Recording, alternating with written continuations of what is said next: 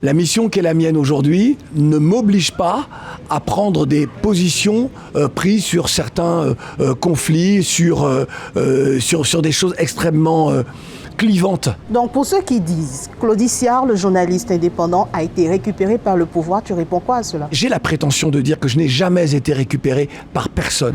Hello, c'est Claude Issiard, homme de médias, plus de 30 ans à la radio et à la télévision, dans la production audiovisuelle. Et aujourd'hui, je suis dans une fonction, celle de chargé de mission auprès du président de la République, chargé de la culture, des médias et de la visibilité du Bénin à l'international.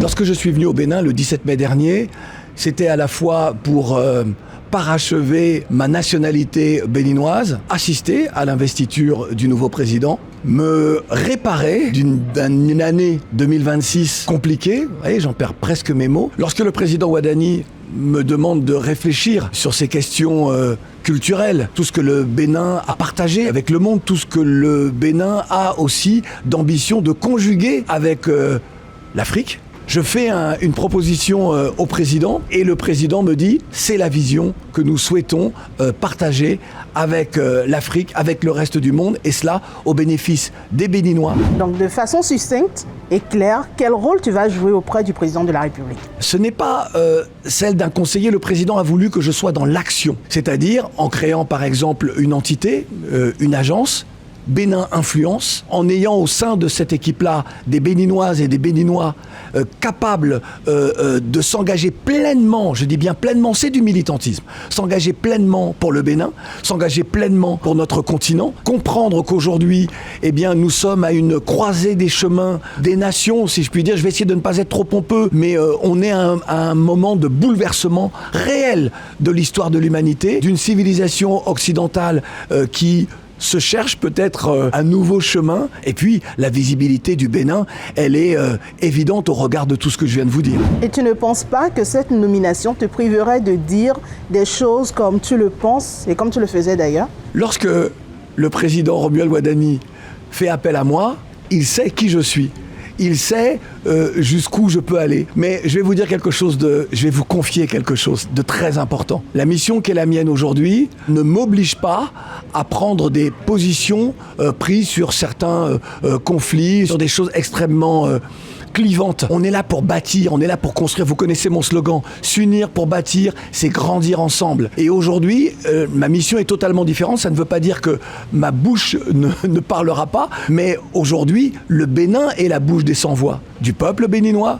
Et pas seulement. Si aujourd'hui il y a cette loi essentielle dans la réconciliation au regard de l'histoire, esclavage et colonisation, s'il y a cette loi qui permet aux afro-descendants de venir sur la terre de leurs ancêtres, cela veut tout simplement dire que le Bénin est et restera la bouche des sans-voix et à travers la mienne et l'action qui sera la mienne. Donc à un moment donné, si tu as envie de parler, tu as envie de dire certaines choses, tu seras en mesure de le faire. Si j'ai envie de parler, je continuerai à parler, mais ce que j'ai à dire aujourd'hui est dans cette vision. On est là pour bâtir quelque chose ensemble. Bâtir, ce n'est pas être dans la dénonciation en permanence, ce n'est pas être dans l'opposition permanente. Les gens savent ce que je pense depuis très longtemps sur des conflits à travers la planète, sur la position de l'Afrique, sur le mépris que l'on a pu avoir et que l'on a toujours encore malheureusement envers l'Afrique. Les gens savent. Est-ce que je vais terminer ma vie en dénonçant uniquement ou est-ce que je vais, comme je l'ai toujours fait, essayer de construire? On me donne l'opportunité à un niveau que je n'avais pas imaginé. Donc pour ceux qui disent Claude Issiard, le journaliste indépendant, a été récupéré par le pouvoir, tu réponds quoi à cela? J'ai la prétention de dire que je n'ai jamais été récupéré par personne. J'ai toujours agi en toute liberté. Et si quelque chose ne me convient pas, je n'y vais pas. Il y a ce proverbe extraordinaire qui dit « Va là où on aime ta danse ». Et il semble que le Bénin aime ma danse et me propose de faire les quelques pas importants pour que l'on puisse avancer ensemble. J'ai accepté en me disant « Mais est-ce que tu te rends compte de l'honneur qui t'est fait au regard de l'homme que tu es ?» C'est l'homme que je suis que l'on est venu chercher et pas l'homme que l'on voudrait que je sois. Claude Issiard, qui il y a quelque temps soutenait l'AES, aujourd'hui qu'est-ce qu'il en est?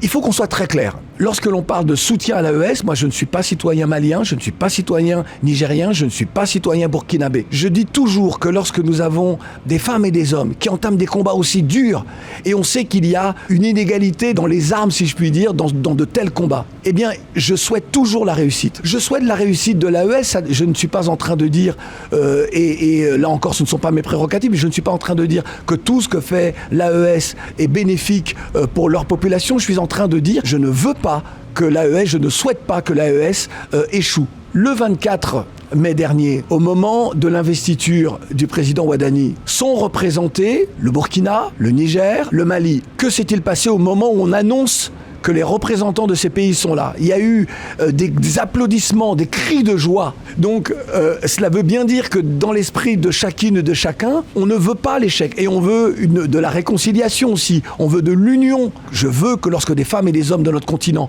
entament des combats aussi difficiles, j'espère qu'ils réussissent. Quelle que soit ma vision, quels que soient les points de divergence qu'il pourrait y avoir avec moi, mais lorsque l'une d'entre nous, lorsque l'un d'entre nous échoue, c'est nous tous qui échouons. Avant de terminer notre petit entretien, est-ce que tu te rappelles de ce que tu as dit dans une de tes chansons? Tu faisais un rapport à tes parents, à tes ancêtres déportés d'Afrique et à cette question de savoir sur quelle terre tu devrais te sentir chez toi. Tu te rappelles? Impressionnant, merci beaucoup de me rappeler cette phrase incroyable. Oui, je dis, moi, fils de Cornélia et de François, dont les ancêtres furent déportés d'Afrique, sur quelle terre devrais-je me sentir chez moi? Pour quelle culture, pour quel futur je me bats? Et aujourd'hui, avec la nationalité béninoise, est-ce que tu as une réponse? Cette chanson date de 2000, donc elle a 26 ans. Finalement, lorsqu'on pose des jalons, des textes, des phrases, des actions, eh bien parfois les autres voient en vous la possibilité d'apporter votre pierre à l'édifice. C'est ce qu'a vu le président Ouaddani et j'ai la confiance, en tout cas je l'espère, des membres du gouvernement et pas seulement. Voilà. L'histoire s'écrit au présent. À l'époque, en faisant cette chanson, j'écrivais peut-être une partie de mon histoire et je ne le savais pas encore. Merci Claudie. Merci.